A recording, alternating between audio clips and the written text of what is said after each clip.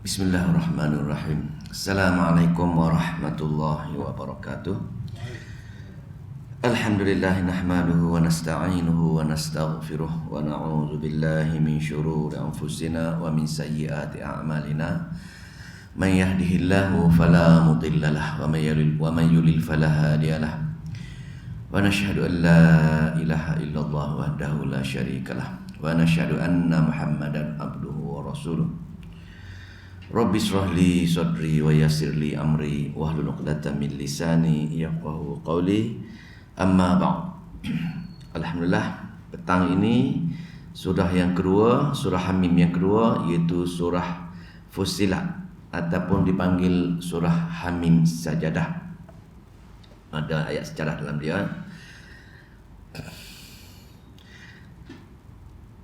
Apa tu?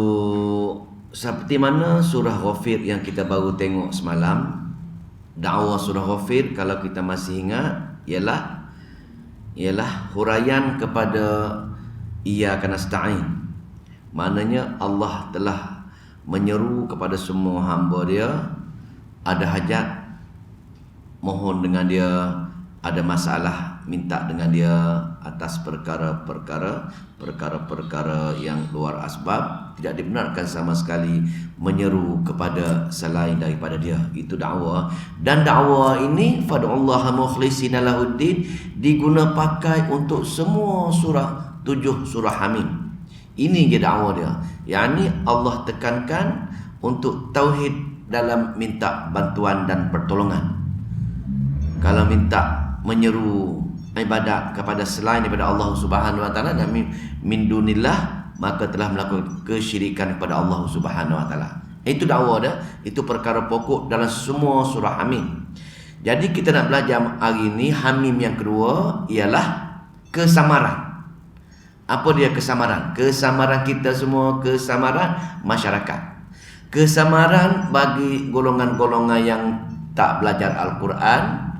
Dia kata dalam dakwah tadi Allah suruh menyeru kepada hanya semata-mata untuk Allah bila ada sebarang hajat dan ada sebarang masalah. Kalau seru kepada selain daripada Allah, telah melakukan kesyirikan kepada Allah Subhanahu wa taala. Itu kesamaran dia. Kesamaran dia ialah kebanyakan manusia bila ada masalah, bila ada hajat, mereka di samping Allah, mereka menyeru, berdoa, beribadat kepada selain daripada Allah, berhasil. Itu kesamaran dia. Dia kata dalam surah Ghafir, dakwah dia, Allah suruh ada hajat, minta dengan Allah. Ada masalah, minta dengan Allah. Baru Allah sempurnakan hajat, baru Allah selesaikan masalah. Yang jadi samar, yang jadi isu ialah kita ada juga bersama-sama dengan Allah, kita minta juga atas dengan entiti yang lain, yakni min dunillah, tapi berhasil. Apa maksud berhasil? Kita ada hajat, kita berdoa kepada selain daripada Allah, maka terhasil, selesai, sempurna hajat tersebut. Kita ada masalah, masalah kewangan ke, masalah penyakit ke, masalah apa-apa saja masalah, kita berdoa, kita minta, kita menyeru kepada selain daripada Allah, dan masalah tersebut diselesaikan. Itu sama. Pelik dia kata tak boleh seru selain daripada Allah, tapi bila kita seru min dunillah, selain daripada Allah, tapi berjaya. Hajat pun disempurnakan, masalah pun selesaikan. Apa salahnya? Mana salahnya dia kata? Kan Allah berkuasa. Kalau Allah tak izinkan, mesti tak sembuh penyakit, mesti tak selesaikan masalah, mesti tak sempurna hajat. Dia itu sama dia, itu kesamaran dia. Jadi jawapan kepada kesamaran inilah yang dalam surah Fussilat yang kita nak belajar ini. Maka Allah jawab persoalan dia, sama ada kamu memohon selain daripada Allah, hajat kamu disempurnakan, masalah kamu diselesaikan, ini kehendak Allah Subhanahu wa taala, izin Allah Subhanahu wa taala. Kenapa? Pasal kehidupan dunia ialah untuk menguji saja. Dunia merupakan medan ujian. Jadi Allah izinkan kamu berdoa dengan selain daripada dia, kamu minta kepada selain daripada dia untuk sebarang hajat ataupun sebarang masalah, maka Allah juga izinkan. Kamu berdoa semata-mata dengan Allah juga, Allah izinkan juga. Pasal apa? Pasal dunia hanya medan ujian. Nak cerita di sini ialah kamu menyeru kepada selain Allah, Allah izinkan untuk selesaikan masalah, untuk sempurnakan hajat. Kenapa? Allah nak uji kamu dengan Allah izinkan dengan kemurkaan dia. Itu dia isu dia. Dan kamu berdoa dengan selain Allah, pergi ke kubur, merayu dengan syekh-syekh wali, pergi merayu kepada roh-roh Nabi, kononnya untuk sempurnakan hajat, untukkan selesai masalah, minta dengan golongan ini, Allah kabulkan juga untuk menguji. Ini tafsir ulama mengatakan kehidupan sebagai ini ialah sebagaimana telur. Bagaimana syaitan nanti akan menipu manusia, memberi bisikan-bisikan kepada manusia supaya menyeru selain daripada Allah. Maka ayat ini jawapan ataupun dakwa kesamaran tadi yang jadi ada pada ayat 25. Cuba kita tengok ayat 25 surah Fussilat. Dakwa dia terletak pada ayat yang ke-25. Tengok dakwa dulu baru kita mudah faham. Pasal segala ayat-ayat yang lain adalah merupakan sokongan kepada dakwa-dakwa ini. Ayat 25 surah Fussilat. Tengok surah yang ke-41. A'udzubillahi minasyaitonirrajim. Apa dakwa dia? Wa qayyadna lahum qurana. Tengok ni. Wa qayyadna, dan kami mengadakan bagi mereka. Siapa dia mereka? Allah kata kami mengadakan, kami menyelesaikan hajat mereka, kami menyempurnakan hajat mereka. Siapa mereka? Orang yang menyeru kepada selain daripada Allah. Mereka menyeru ruh wali, mereka menyeru ruh nabi, mungkin mereka menyeru malaikat-malaikat, dan mereka menyeru jin. Kami adakan apa dia? Corona, teman-teman setia, yakni syaitan-syaitan daripada jin dan manusia. Tengok Allah kata, mereka seru kepada selain daripada aku, maka aku akan izinkan corona bersama-sama kamu. Corona ini ialah jamak kepada corona. Kita berkorin pada korin. Kita belajar dulu, orang yang tak mengaji Quran, orang yang tak faham Al-Quran, Allah akan letak korin bersama dia, teman setia dia. Seko korin. Tapi kalau dah banyak kali, dah ramai-ramai, dipanggil corona. Mana jamak bagi korin, ramai-ramai dia corona. Mana syaitan-syaitan. Allah letak syaitan-syaitan bersama dengan orang yang berdoa kepada selain daripada Allah. Orang yang pergi cari perkara-perkara luar asbab, menyeru bersama-sama dengan Allah, diseru juga perkara-perkara lain, dia minta tolong juga perkara-perkara lain. Itu dipanggil corona. Dan corona ini untuk mereka-mereka ini, kenapa Allah bagi corona dengan dia? Pasal dia tak belajar ayat-ayat Allah, dia jauh daripada kitab Al-Quran, maka dia menyeru tadi, maka Allah akan putuskan corona tadi. Apa tugas corona tadi? Tengok tugas corona. Fazayyanu lahum, menghiasi mereka. Syaitan-syaitan tadi yang duduk menjadi teman setia kita tadi, menghiasi golongan-golongan orang yang menyeru min dunillah tadi. Pergi jumpa bomoh sebagai contoh atas perkara asbab. Menyeru roh Nabi, menyeru roh wali, pergi kubur-kubur menyeru tadi, maka itu adalah syaitan memandang indah. Dalam bentuk mana? Dalam bentuk yaqazah, dalam bentuk mimpi, dalam bentuk suara, dalam bentuk bisikan-bisikan. Ini merupakan tipu daya syaitan. Supaya apa? Supaya dia berjaya menggelicih kita, dia berjaya meyakinkan kita ini merupakan kebenaran. Fazayyanu lahum ma baina aydihim wa ma khalfahum. Ma baina aydihim wa ma khalfahum, iaitu apa yang ada di antara mereka dan depan mereka dan apa di belakang mereka. Apa tangan mereka, belakang mereka. Maknanya tafsir mengatakan ini di setiap keadaan.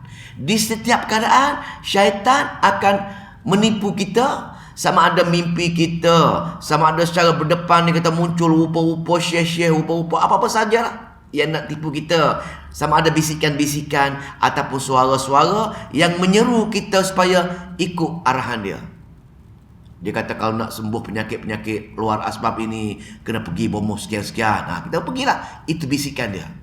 Dan dia pergi pula masuk kepada kawan-kawan kita, kawan datang jumpa kita, dia bagi tahu kita secara berdepan. Orang rapat lagi dengan syaitan, dengan jin ini, maka dia akan datang dalam bentuk rupa paras orang-orang tertentu. Mungkin syekh, ya cucu syekh ni daripada sekian-sekian, dia tipu kita. Dia saya ni pada sekian-sekian, menyamalah. Maka itulah fazayyanu lahum ma baina aydihim wa ma khalfahum. Dalam bentuk keadaan semua syaitan akan datang nak menipu kita ini. Tafsir mengatakan ibarat kulit telur dengan isi telur. Maknanya langsung tidak ada ruang isi telur terkeluar daripada kulit telur. Mana mungkin kita boleh lari daripada syaitan? Mana mungkin kita tak boleh mendengar bisikan-bisikan syaitan? Pasal apa? Pasal begitu padu, begitu nyata dalil-dalil yang syaitan bagi kepada kita untuk meyakinkan kita. Maka syaitan membisik. Bila syaitan bisik, kita pergilah buat perkara-perkara seru di kubur-kubur ataupun di tempat-tempat tadi, maka di situ apa dia? Berjaya. Ini isu kesamarannya. Bila kita pergi seru kepada tadi, kita akan dapat selesaikan masalah. Ada penyakit sembuh, ada masalah kewangan diselesaikan, ataupun ada hajat tercapai. Maka kita mengatakan, kan berjaya ni. Mana Allah kata berjayanya? Ini mesti Allah izinkan ikhtiar atas nama Allah. Tengok tak? Nampak sekarang ni? Kita dapat apa yang kita cita-citakan, hajat kita disempurnakan, masalah diselesaikan. Maka kenapa tak percaya lagi? Ini kesamaran dia. Lepas tu, bila kita mati dalam keadaan percaya dengan perkara ini, menyeru roh-roh begini, maka Allah kata wa haqqa alaihimul qaul, maka telah pastilah takdir yang Allah nak masukkan kita dalam neraka jahanam dia. La amla'anna jahannam minal jinni wal insi. Itu je. Telah ditakdirkan macam itu. Telah ditakdirkan orang tak nak mengaji Quran, syaitan akan hasut kita, menyeru kepada selain daripada Allah, dan kita tengok berjaya, berkesan menjadi. Bila berjaya, berkesan menjadi, kita pun yakinlah, rupa-rupanya boleh juga seru selain daripada Allah. Rupa-rupanya Allah izinkan. Rupa-rupanya ini pun atas ikhtiar Allah. Ini Allah nak jawab persoalan ini. Jadi bila berlaku macam ini, Allah matikan kita, tak sempat bertaubat, maka Allah kata ini tujuan ujian atas dunia ini. Allah selesaikan masalah atas dunia.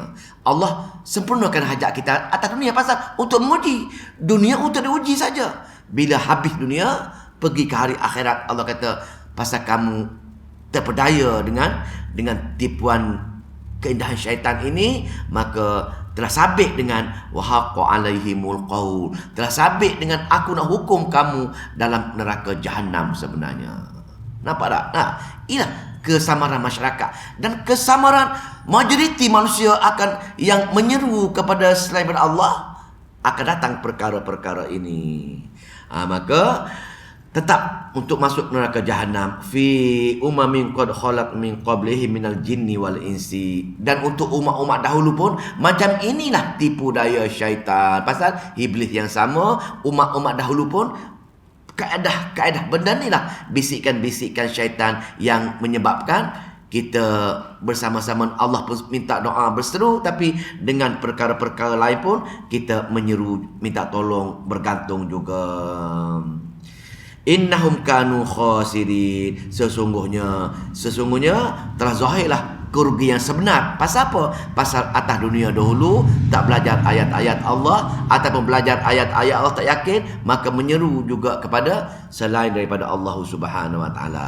Maka itu kesamaran dia. Maka telah jawab persoalan isu yang kita belajar surah Fussilat hari ini, dalam surah Ghafir dan semua surah Hamim. Allah kata, aku turunkan Al-Quran, dan perkara tauhid yang paling penting dalam Al-Quran ialah fad'ullah mukhlisina lauddin. Hanya seru semata-mata, seru Allah semata-mata, tidak boleh menyeru kepada min dunillah. Walau bagaimanapun kebanyakan manusia bila ada hajat, ada masalah, cepat berputus asa menyeru kepada selain Allah, tetapi berhasil. Maka berhasil, surah Fussilat jawab. Berhasilnya, dapatnya, selesai masalah kamunya, sebenarnya kamu, tapi inilah ketandaan Allah nak humban kamu ke neraka Jahannam. Selesai dakwah surah Fussilat. Maka kita akan belajar surah Fussilat keseluruhan, ayat-ayat sokongan perkara-perkara lain. A'udzubillahi minasyaitonirrajim. Hamim. Serah dengan Allah lah yang maha mengetahui apa itu ha, apa itu mim. Ayat pertama. Ayat yang kedua, tanzilum minar rahmanir rahim. Turunnya kitab Al-Quran ini daripada Tuhan yang amat pemurah, Ar-Rahman dan Ar-Rahim, amat-amat ke-19. Turunnya sifat Ar-Rahman atas dunia ini. Bila Allah turunkan Al-Quran, hamba-hamba tak mengambil perkara-perkara tauhid dalam Al-Quran, tapi Allah bagi juga kesembuhan, Allah bagi juga rezeki, apa-apa saja Allah bagi juga. Pasal apa? Pasal sifat pemurah Allah. Berdoa dengan selain Allah pun Allah kabulkan juga, pasal sifat pemurah Allah. Berdoa kepada ruh wali pun untuk selesai masalah, Allah selesai masalah juga, pasal sifat Rahman Allah. Tapi ingat, mati saja sifat Ar-Rahim Allah, Allah tak kesian belah lagi, Allah akan kekal neraka Jahannam selama-lamanya. Yang itulah kehebatan Al-Quran. Dan ingat, semua surah Hamim, peringkat 2-3 ayat pertama tu tentang Al-Quran je. Allah turunkan Al-Quran supaya apa? Supaya kita berminat belajar Al-Quran. Tak minat belajar Al-Quran, maka ketika itulah syaitan akan masuk. Lepas tu surah yang bermula dengan Hamim, turunkan Al-Quran supaya kita mengambil perkara-perkara tauhid dalam Al-Quran. Jadi kalau kita tak faham Al-Quran, kita tak boleh mengambil perkara-perkara tauhid dalam Al-Quran. Maka ketika itu Allah hukum kita dengan meletakkan korona tadi, meletakkan korin tadi. Korin itu dah menjadi teman setia kita dan hasut kita, bisik kita, dan buat kita supaya berdoa menyeru kepada perkara selain daripada Allah Subhanahu Wa Taala. Boleh ayat kedua. Ayat ketiga, Kitabun Fussilat. Kitab Al-Quran ini Fussilat. Apa dia Fussilat? Fussilat ini ialah dijelaskan sedetail-detailnya. Seru kepada selain daripada Allah, maka telah melakukan kesyirikan kepada Allah. Tidak ada ragu lagi, jelas. Baca saja. Cuma yang menjadi isu, yang menjadi masalah ialah orang tak nak belajar tadabbur Al-Quran. Itu yang tak jelas. Nak Quran, belajar Al-Quran, Allah kata aku akan jelaskan. Dalam ayat yang lain, dalam walaqad yassarnal Qur'ana lizikr fahal min muddakir. Memang aku mudahkan Al-Quran, kecuali kamu tak nak belajar saja yang payah. Habis itu persoalan tadi bila kita borak-borak tadi, sesiapa yang ada dalam rumah dia ada Quran ataupun tak ada Quran. Ada Quran dia tak pernah tengok pun, ada Quran dia tak pernah baca terjemahan, maka ini masuk kategori orang yang tak nak kembali kepada Al-Quran. Berat kita gitu. Pasal apa? Pasal Al-Quran diturunkan untuk kenal Allah, untuk ambil perkara-perkara tauhid. Tiba-tiba kita tak nak belajar perkara-perkara ini. Itu yang payah tadi. Maka di sinilah Allah tak akan beri petunjuk pada orang-orang yang semacam ini. Kitabun Fussilat dijelaskan ayatuhu, semua ayat-ayat dalam Al-Quran Allah akan jelaskan. Cuma kita tak nak baca saja. Kalau baca bertadabbur macam ni, Allah akan jelaskan. Ayat Quranan untuk baca saja jelas dalam Quran, untuk bahan bacaan dan dalam Arabian, dalam bahasa Arab. Walaupun bahasa Arab, bila kita bertalaki, kita dengar guru daripada guru, guru daripada guru, guru daripada guru, terus kepada Rasulullah SAW dalam bahasa masing-masing. Orang Jepun dia mengajar tadabbur dalam bahasa Jepun, Korea mengajar dalam bahasa Korea, tak ada masalah apa. Walaupun dalam bahasa Arab asalnya, tapi diteruskan untuk tadabbur dalam bahasa masing-masing supaya senang difahami oleh orang-orang yang ajam, orang yang bukan orang Arab. Tengok wala bagaimana untuk siapa? Liqaumin. Liqaumin. Untuk siapa ni kaum ni? Bagi kaum ya'lamun, yang nak belajar, nak mengetahui. Ini jawab persoalan tadi. Ada Quran kat rumah, kalau tak ada Quran lagi teruklah. Kalau tak ada Quran, bukan liqaumi ya'lamun, termasuk orang yang tak nak. Jadi benar ni, orang yang memusuhi Al-Quran, yang mendustakan Al-Quran, inilah liqaumi ya'lamun. Pasal hanya Quran, orang yang faham Quran, orang yang nak dapat ibrah Quran, orang yang nak menjauhi syaitan-syaitan daripada dalam diri ini, ialah orang yang nak mengetahui. Orang yang nak mengetahui ialah orang yang dalam rumah dia ada Quran dan belajar memahami Al-Quran. Itu maksudnya dipanggil inabah. Orang yang ada keinginan nak faham Al-Quran, barulah Allah buka hati dia. Kalau dia tak nak faham Al-Quran, tak nak usahakan, menjadi susah dan menjadi payah, dan Allah tutup, Allah akan buka perkara-perkara lain. Kefahaman Al-Quran Allah akan tutup, tetapi kefahaman perkara lain Allah akan buka. Walaupun Al-Quran faham, Allah fahamkan, tapi perkara-perkara tauhid Al-Quran Allah tutup.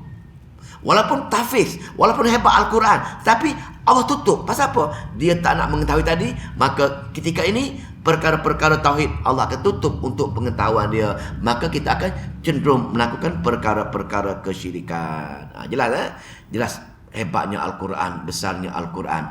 Tapi kenapa hamba tak nak selalu berdampingan dengan Al-Quran? Dan ayat yang ketiga, dalam ayat yang keempat. Ayat keempat dalam Al-Quran, dalam ayat Al-Quran, apa dia? Tengok ni. Basyiran, ada khabar-khabar gembira. Apa dia khabar gembira? Khabar gembira ialah bila kita tidak berdoa kepada selain daripada Allah, kita menjadi ahli tauhid. Bila kita menjadi ahli tauhid, Allah akan bagi syurga dengan kita. Wa naziran, dan peringatan-peringatan.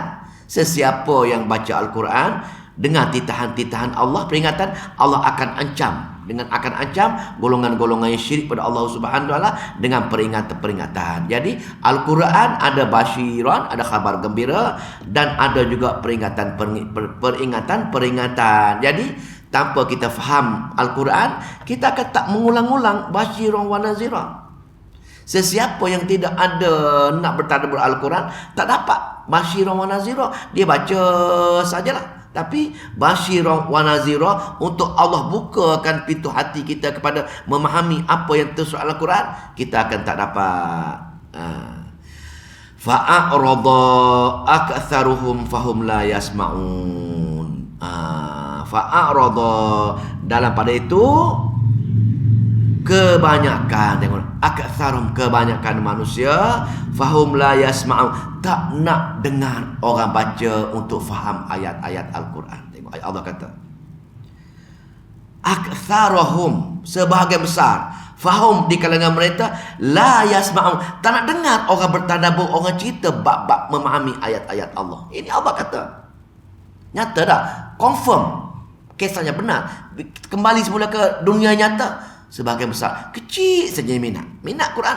Kalau ada 1000 orang, mungkin seorang dua orang yang minat mengaji Al-Quran, mendengar ayat-ayat Al-Quran dari segi kefahaman dia. Itu ayat keempat. Jelas. Mereka bukan saja tak mau dengar pemahaman ayat Al-Quran, mereka akan perli lagi. Mereka akan perli dengan ini ayat dipanggil ayat 5 ini merupakan ayat syikayah. Ayat Allah mengulang, Allah report tentang degilnya kebanyakan manusia tadi yang tak mahu mendengar tadi. Dia akan mengejek-ngejek bila orang ajak mengaji Quran, dia akan mengejek-ngejek, ataupun sama ada secara zahir ataupun secara dalam hati. Dia tak suka. Apa alasan dia? Wa qalu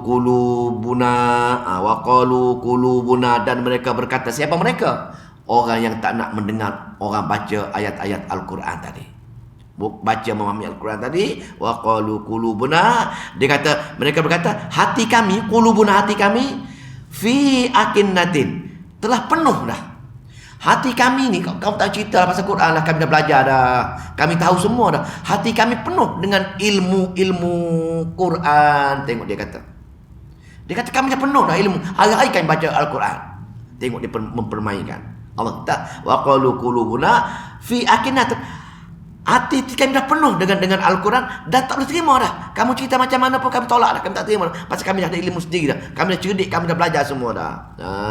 Mimma tad'una, dari apa yang kamu seru kami untuk mentauhidkan Allah ini. Kamu suruh fad'ullaha mukhlishina lahuddin. Kami tahu lama dah benda tu, tapi kami seru lain pun berjaya juga.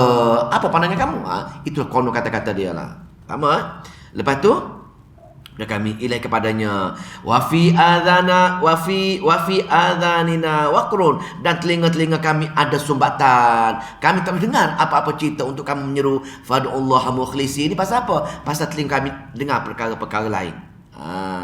Patu wa min bainina wa bainika hijabun, maka di antara kita berdua ada hijab lah, ada hijab.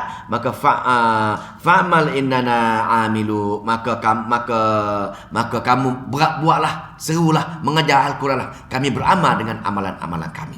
Ini ayat memutuskan hubungan. Maka golongan-golongan zalim ini kata itulah, mungkin dalam hati dia mengajar Quran lah, dengarlah, kami tak nak itu, kami dah belajar benda-benda lain. Ataupun guru-guru kami dah cerita dah pada kami perkara-perkara lain, perkara-perkara yang boleh menyeru kepada selain daripada Allah, yang ini tidak mengambil perkara-perkara tauhid, mereka mengatakan boleh. Tu habis ayat yang ke-6. Ayat ke-5. Ayat ke-6, qul innama ana basyarum mithlukum yuha ilayya annama ilahukum ilahum wahid fastaqimu ilaihi wastaghfiruh wa wailul lil musyrikin. Maka di sini bila orang Arab cakap macam tu dengan Nabi Muhammad, bila kita pergi menyeru orang, ajak orang belajar, orang lain marah, orang lain pelih kita, maka dipanggil ini ayat pujukan, ayat tasliyah. Ayat tasliyah supaya apa? Supaya kita meneruskan pengajian, meneruskan pengajaran, menyuruhkan tabligh pada orang-orang lain. Tetap terus. Pasal apa? Untuk pujukan hati kita. Allah mujuk kita jangan berputus asa dengan ayat-ayat Al-Quran. Nak masuk syurga, kena dengan Al-Quran. Jangan berputus asa. Kalau putus asa, aku ada ancaman yang lain. Maka katakanlah, wahai Muhammad, sesungguhnya aku hanyalah manusia biasa seperti kamu. Wahai orang Arab, aku manusia biasa macam kamu saja. Cuma beza di antara kitanya, aku diwahyukan kepadaku bahawa Tuhan kamu hanyalah Tuhan yang satu. Itu je. Yang beza antara kita berdua ini ialah aku Allah bagi wahyu, dan sebanyak-banyak wahyu tersebut, 114 surat tersebut, perkara yang paling penting ialah apa dia?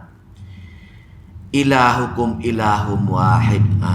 Ilahukum ilahum, ilah yang hanya esa saja. Ada hajat minta dengan dia, ada masalah minta dengan dia. Ini tengok perkara tauhid, Allah ulang benda ni. Ilahukum ilahum, untuk mengesahkan Allah dalam berdoa, dalam beribadat.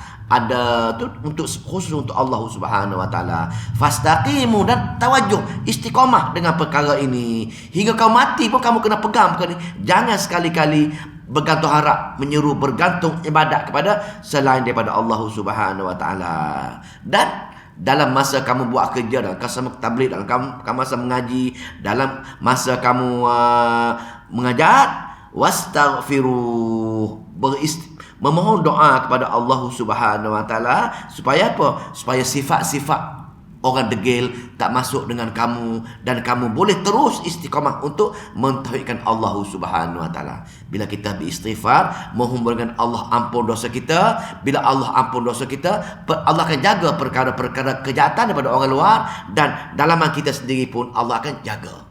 Itu istighfar. Sebab itu kita zikir pagi, astaghfirullah wa atubu ilaihi 100 kali tersebut kita kena amalkan. Pasal apa? Untuk mengelakkan perkara-perkara. Kita istiqamah dalam pengajian Al-Quran Sunnah, Dan atas perkara-perkara kejahatan lain Allah akan jaga kita untuk kita tidak terlibat dengan perkara-perkara kejahatan. Itu dipanggil ayat. Maka bila dengar macam ini, dengan wastaghfiru, maka wawailul lil ini ayat takhwif ukhrawi. Allah ancam wawailul lil musyrikin, maka celakalah orang-orang yang mensyirikkan Allah. Walaupun Allah ceritakan fad'ullaha mukhlisin, ilahukum ilahu, mengesahkan Allah, tapi kamu buat juga, maka celakalah, laknatlah kamu, masuk neraka jahanamlah kamu. Golongan-golongan yang mensyirikkan Allah, yang tidak berdoa khusus untuk Allah semata-mata. Jelas jelas macam tu.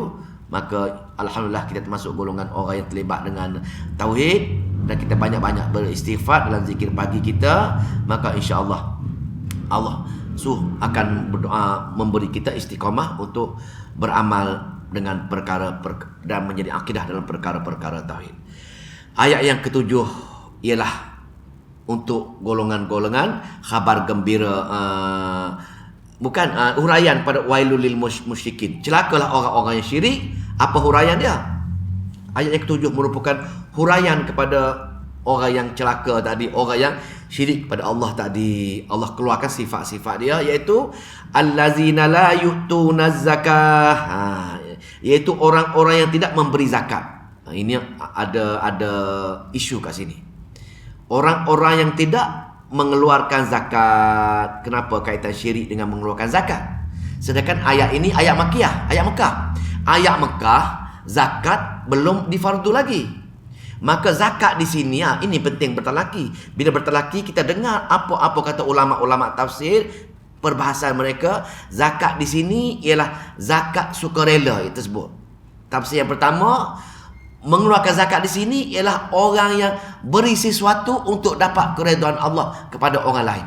Kita kesian orang kita bagi apa-apa kewangan ke tenaga dengan dia ke untuk dapat pahala Allah Subhanahu Wa Taala. Itu tafsir yang pertama. Bukan zakatnya fardu. Tafsir yang kedua ikut tafsir Ibnu Abbas. Dia mengatakan zakat di sini ialah bukan zakat. Zakat di sini ialah untuk zakat diri.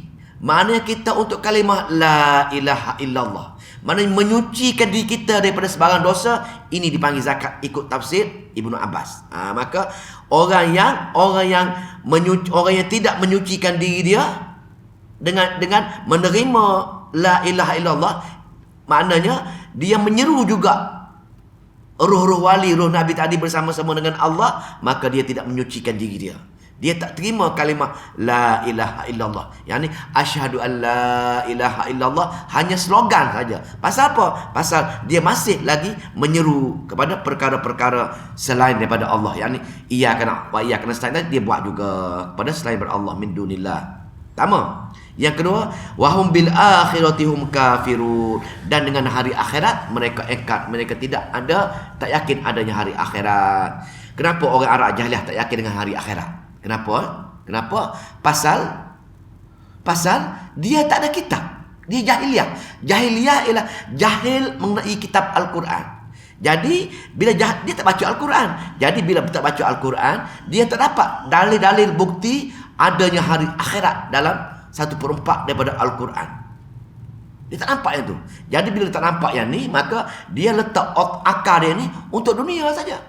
Jadi dia sabitkan dengan akal dia.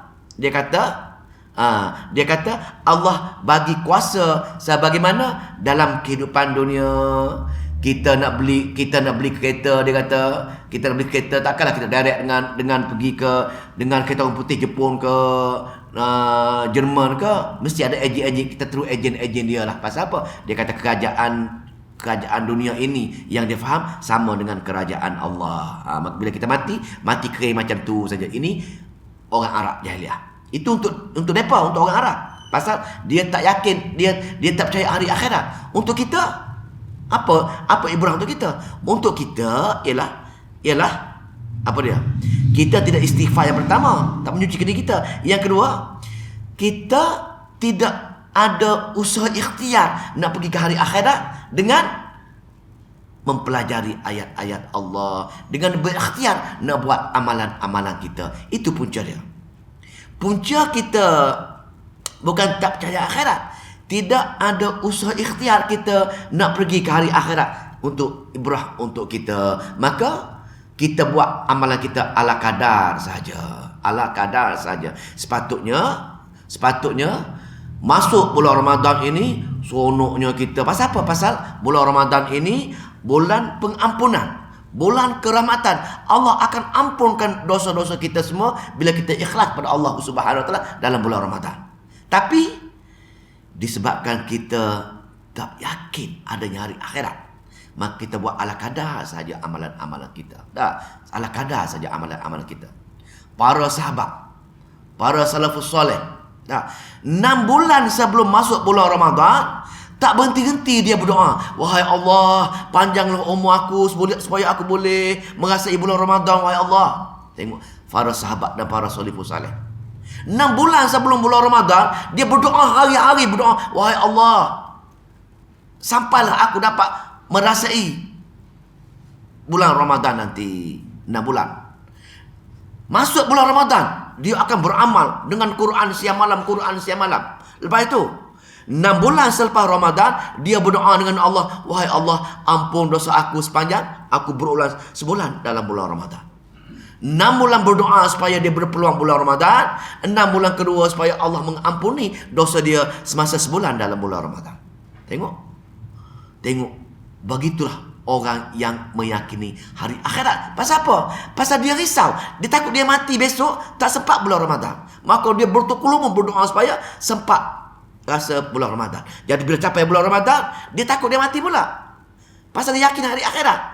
Jadi bila rasa dekat dengan hari akhirat, maka dia berdoa, wahai Allah, ampun dosa aku dalam tempoh sebulan ni. Pasal apa? Pasal kamu kata bulan Ramadan, bulan pengampunan. Kalau kamu tak ampun dosa aku sepanjang sebulan baru ni, akulah orang paling rugi, wahai Allah. Kenapa aku paling rugi, wahai Allah? Pasal aku pasti pergi menemui kamu, wahai Allah, pada hari akhirat. Aku tahu dunia ini hanya ujian saja, wahai Allah. Kamu nak uji aku berpuasa, kamu nak uji aku beramal, sejauh mana aku beramal, ya Allah. Adakah aku beramal ala kadar, atau aku beramal betul-betul bersungguh sebagaimana aku mahu mati, wahai Allah. Tengok, ini kalam doa para sahabat dan para salafus saleh.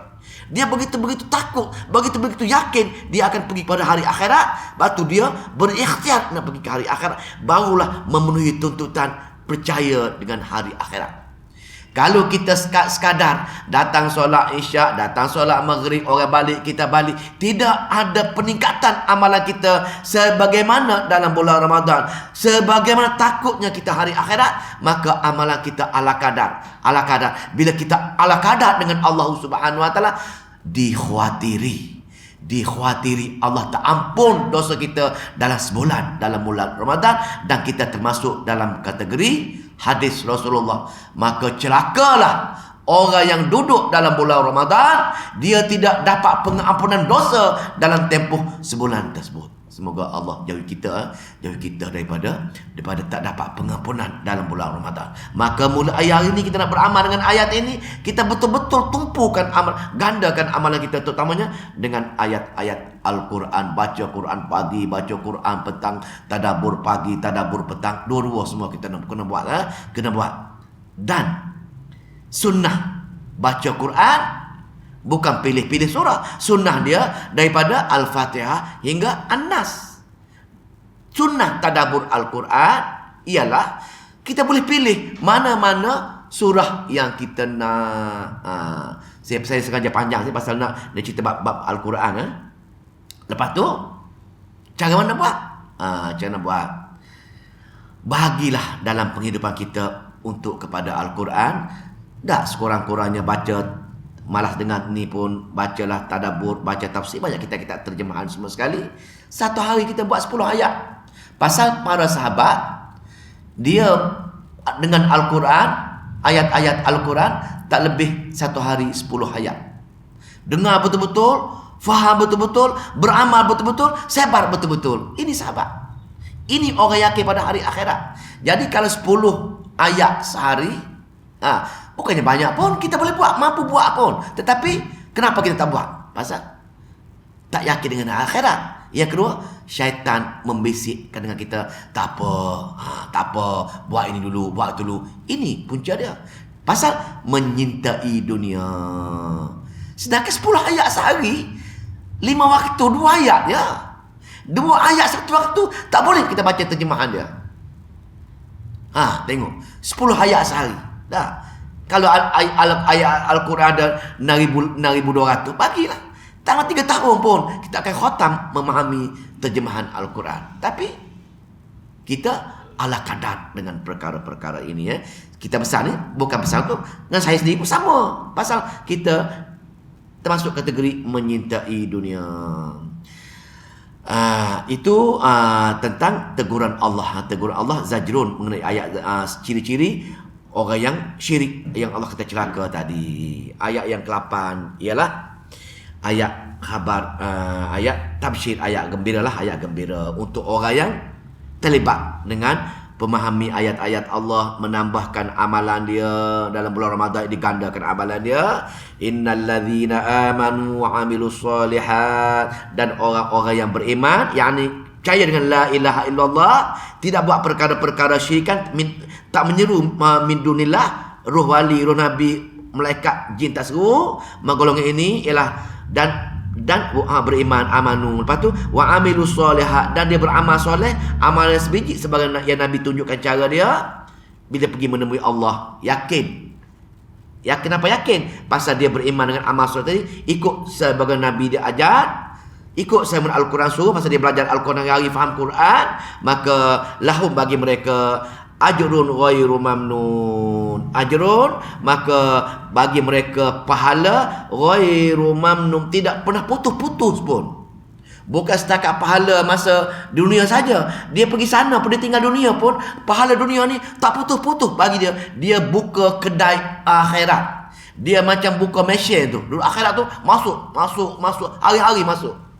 Orang berniaga multi level ini, hasil apa? Hasil dia beriman. Hasil apa? Hasil daripada beramal soleh tadi, dia tinggal banyak faedah-faedah jasa-jasa dunia, pergi ke hari akhirat, pahala dia tidak putus-putus, datang sehingga kiamat barulah berhenti pahala tersebut. Ini, tapi kebanyakan kita buat di hari akhirat, kita buka kedai dosa. Ini masalahnya. Tinggal perkara jahat atas dunia, orang buat benda tu, bawa benda tu, dosa-dosa bertambah, dosa tambah. Pasal kita tinggal banyak orang beramal dengan apa yang kita ajar, benda yang salah, maka menjadi dosa bagi kita. Walaupun kita tak tanggung dosa dia, tapi kita tanggung dosa apa yang kita buat, orang lain buat tersebut. Lepas tu ayat yang ke-9. Ayat yang ke-9, bila cerita bab ini, betapa pentingnya Al-Quran, betapa pentingnya kita kenal Allah, betapa pentingnya kita menjadi ahli tauhid, maka Allah memperkenalkan diri kita. Ini penting ni. Ini dipanggil dalil akli. Sama Al-Quran. Dalam fusilat ni ada 6 ke 7 ayat dalil akli. Kenapa dalil akli? Apa dia dalil akli? Akal kita. Allah nak bagi tahu kita ni. Allah nak perkenalkan, wahai hamba, aku buat dunia, langit, bumi untuk kamu, dan kamu kena yakinlah aku buat. Jadi bila kamu yakin aku buat, kenapa kamu tak balas jasa aku? Pertama. Yang kedua, kenapa kamu sombong dengan aku? Kitab aku kamu tak boleh bagi all out untuk kitab aku. Kitab aku kamu acuh tak acuh ala kadar je. Kenapa? Sedangkan aku betul-betul jaga kamu. Aku turun kepada Al-Quran kamu. Aku buat bumi pada kamu. Aku seru pada surga. Wahai hamba. Tapi kamu tak nak perkara-perkara ini, maka Allah pun kenalkan diri dia. Jadi bila kita bertadabbur, kita kenal Allah ni. Bila kita kenal, kita nak balas jasa dia. Nak balas jasa dia, kita tak sombong dia. Bila kita sombong dengan dia, kita menyegerakan amalan-amalan baik kita. Maka apa dia? Qul a'innakum latakfuruna billadhi khalaqal arda fi yawmaini wa taj'aluna lahu andada dzalika rabbul alamin. Katalah wahai Muhammad, sesungguhnya tidak patut kamu kufur pada Tuhan yang menciptakan bumi dalam masa 2 masa. Allah cerita, wahai hamba, aku buat bumi dalam 2 masa. Tak ada orang lain boleh buat bumi ni, aku saja boleh buat. Kenapa kamu masih lagi menyeru kepada selain daripada aku? Tengok, Allah buat bumi 2 masa. Dalil ayat ni 2 masa. Wallahu ta'ala macam mana masa dia. Adakah 2 hari, adakah 2 tahun, adakah 2 jam? Wallahu ta'ala. Cuma Allah katakan, aku buat bumi dalam 2 masa, dan orang lain tak boleh buat pun. Lepas tu, Wa taj'aluna lahu andada. Dah tahu dah aku saja yang mampu buat bumi. Kamu kenal aku buat bumi untuk kamu wahai hamba. Aku sayang dengan kamu, aku buat bumi untuk kamu duduk, kamu wujud tanah atas bumi ini. Tapi kenapa kamu cari andada? Kenapa hati kamu masih lagi terpaut dengan perkara-perkara lain yang boleh menyelesaikan masalah kamu, boleh menyempurnakan hajat kamu? Itu maksudnya. Ini merupakan kalimah-kalimah buat syirik juga. Dengan Allah pun berdoa, dengan Allah pun sembahyang hajat, dengan Allah pun sebut la ilaha illallah. Dalam masa yang sama, pergi ke kubur wali keramat, ya Syekh, anak cucu masalah sekian-sekian. Buat juga perkara itu. Itulah andada. Ada saingan bagi Allah subhanahu wa ta'ala. Nampak? Ulang-ulang benda yang sama, tapi Allah nak ulang. Betapa dosa yang paling besar dan dosa yang syirik kepada Allah subhanahu wa ta'ala. Tidak ada pengampunan. Tidak ada pengampunan. Zalika, demikianlah Rabbul Alamin, Tuhan yang jaga sekalian alam ini. Satu tengok.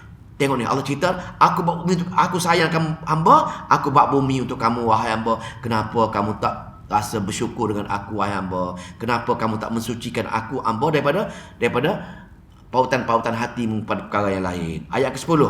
Wa ja'ala fiha rawasiya min fawqiha wa baraka fiha wa qaddara fiha aqwataha وقدر فيها أقواتها في 4 أيام سواء للسائلين. Tengok ni. Allah masih lagi dalil akli. Allah memperkenalkan diri dia kepada kita.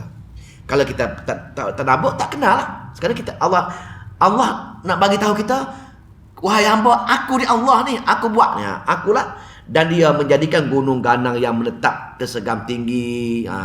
Atas bumi itu aku yang buat gunung ganang untuk supaya bumi itu keras, bumi itu tak bergerak, supaya kamu selesa wahai hamba. Kamu tidur malam penyenyak pasal apa? Aku pasak bumi dengan gunung. Tengok, Allah sayang kita. Dia takut kita tak selesa tidur malam.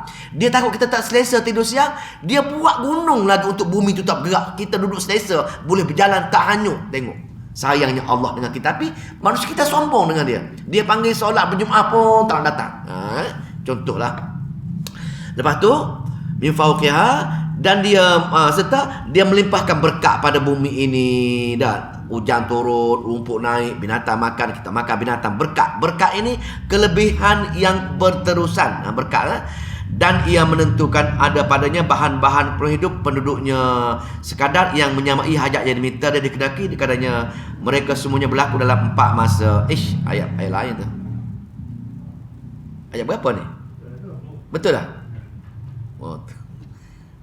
Wa ja'ala fiha rawasiya min fawqiha wa baraka fiha wa qaddara fiha aqwataha fi 4 ayyam sawa as-sabil. Dalam dah 2 masa pula Allah buat bumi. Allah sediakan rezeki bumi ini dalam masa 2 masa. Ingat, Allah memberi kita rezeki. Allah memberi binatang-binatang punya rezeki. Allah buat segala-gala atas untuk bumi. Qadar dia 2 masa juga. 2 masa Allah cipta bumi. 2 masa Allah menetapkan takdir di muka bumi. Dah 4 masa dah. Situ 4 masa dah. Tengok. Jadi kita saja duk risau bab takut tak dapat rezeki, takut tak dapat itu, takut tak dapat ini. Takut tak dapat itu, takut tak dapat ini, takut ada hajat tak kesampaian. Sebab itu kita menyeru kepada selain Allah. Allah kata, fad'ullah hamukhlisi nalahuddin. Ada hajat, ada masalah, seru dengan aku saja. Tapi kita tak yakin dengan hajat yang tak kesampaian, masalah yang belum selesaikan, maka kita cepat berputus asa, berdoa dengan Allah tak kabulkan, maka kita cari min dunillah.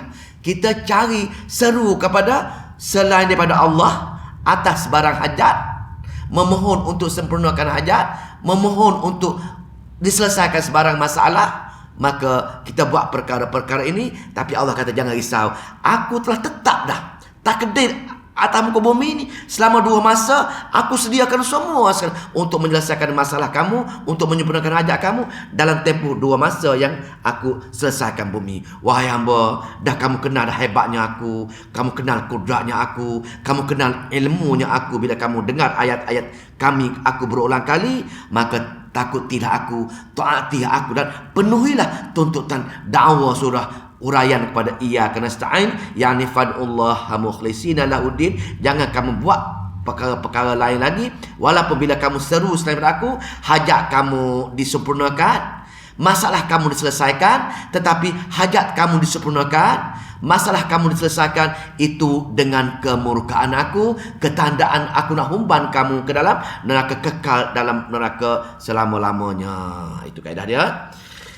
Lepas tu ayat yang ke-11, thumma stawa ila sama, maka Allah qasatkan untuk menuju ke langit, kepada langit, maka wahia dukhan, maka ketika itu langit belum ada lagi. Ketika itu langit dukhan, asap yang tebal, wahia dukhan, tebal saja lagi. Maka faqala laha, maka dia bertitah kepada langit wal ardi dan bumi, I'tiya tau'an au karha, wahai langit dan bumi, datang kepadaku, datang kepada kamu berdua, datang kepadaku. I'tiya tau'an, kepada kamu dua datang kepadaku. Apa dia? Secara sukarela ataupun secara paksa. Wahai langit dan bumi, aku telah cipta kamu, tak dah? Dah. Datanglah kamu pada aku, mana taatlah kamu pada aku, sama ada kamu sukarela ataupun paksa rela. Lepas tu tau'an au karhan, secara terpaksa suka, tau'an au karha, ataupun cara paksa. Maka berkatalah kedua-dua langit bumi tadi, ataina ta'i'in, wahai Allah, aku datang kamu dengan secara sukarela, suka hati. Apa ibrah dia? Ibrah di sini Allah ceritakan tentang makhluk yang paling besar, ciptaan dia yang orang Arab nampak. Yang kita nampak ialah Allah cipta makhluk yang paling besar yang kita nampak ini ialah langit dan bumi. Makhluk yang begitu kukuh, langit dan bumi. Supaya apa? Supaya kita makhluk yang kecil ini rasa kagum, rasa takut. Makhluk yang besar pun takut dengan Allah. Allah perintahkan taat. Nak secara paksa ke secara takut kan tidak ada pilihan. Maka bumi langit datang dengan Allah secara sukarela. Tapi kamu wahai hamba degil, aku utuskan kitab aku suruh kamu mentaati aku supaya menjadi ahli tauhid, itu pun kamu langgar perintah aku. Kamu degil wahai hamba. Dahlah kecil, dahlah lemah, tapi degil, sombong, zalim wahai manusia. Tapi benda sekukuh langit, sekukuh bumi pun takut dengan Allah Subhanahu Wa Taala. Dia tu takut. Pasal Allah fitnah saja. Tengok ni. Wahai bumi langit, datang padaku, pas kerela. Tu mereka jawab, qalata ataina ta'i'in, wahai Allah, aku segera datang pada kamu dengan taat dengan kamu. Itu makhluk yang besar, langit dan bumi pun takut dengan Allah. Tapi manusia yang kecil macam kita pun degil, sombong, tak nak bertukul lumuk untuk beramal dengan Allah Subhanahu Wa Taala. Maka ayat terakhir untuk petang ini, faqadahunna sab'a samawatin fi yaumaini wa awha fi kulli sama'i amraha wa zayyana as-samaa'a ad-dunya bimasabih wa hifdha dzalika taqdirul azizil alim. Lalu ia menjadikan 7 langit dalam masa 2 masa. Jadi nak cerita di sini dalil Allah cipta langit bumi dalam berapa masa? 6 masa. Langit bumi 2 masa, mencipta takdir 2 masa untuk rezeki kita ni. Maknanya rezeki kita dah sedia semua dah. Semua dah Allah sedia untuk kita. Jangan takutlah dengan nak berdoa dengan Allah, nak bagi infak, nak buat baik. Jangan takut. Pasal rezeki tak akan habis. Pasal apa? Rezeki Allah dah ready untuk kita dah. Masa buat takdir kat muka bumi 2 masa dia buat tu dah cukup dah. Tapi syaitan bisikkan, jangan kamu infak, jangan kamu bagi makan orang bulan Ramadan. Pasal apa? Harta kamu akan habis, kamu akan susah. Ini syaitan. Allah dah ada semua dah. 2. Yang ketiga, Allah buat langit 7 lapis langit dalam masa 2 masa. Maka komplit Allah buat langit bumi dengan takdir dalam 6 masa. Dan keperluan masing-masing tadi. Dan kami hiasi langit dengan perut bumi dengan bintang-bintang yang bersinar cemerlang. Tengok Allah hias langit ni supaya cantik. Dia buat lampu-lampu langit, bintang-bintang semua untuk kita selesa, serta memelihara langit itu dengan sebaik-baiknya. Allah pelihara langit. Demikianlah ketentuan Allah yang maha kuasa lagi maha mengetahui. Jadi bila kita baca ayat macam ni, Allah kenalkanlah sekali tadi, akulah Allah, aku dah ada sifat Al-Aziz. Aku tak takut dengan siapa saja. Aku tak terkesan dengan siapa saja. Aku maha kuat, aku maha kudrat, dan akulah saja Al-Alim. Aku saja yang maha mengetahui. Aku nak bagi ke itu hak punya, pasal aku maha mengetahui. Itulah terakhir ayat 12 pada petang ini. InsyaAllah kita sambung besok. Sambung besok. Allah cerita betapa manusia cerita macam mana pun tetap degil. Ayat yang 13 tetap degil. Wallahu ta'ala alam. A'udzubillahi minasyaitonir rajim. Bismillahirrahmanirrahim. Allahumma salli wa sallim wa barik ala Muhammad. Allahumma faqihna fi din wa 'allimna ta'wil wahdina ila sawa'is sabil. Allahumma fiqna lima tuhibbu wa tarda waj'al akhiratana khairan minal ula. Radina billahi rabban wa bil islami dina wa bi Muhammadin nabiyya wa rasulah. Rabbana atina fid dunya hasanah wa fil akhirati hasanah wa qina azabannar. Walhamdulillah.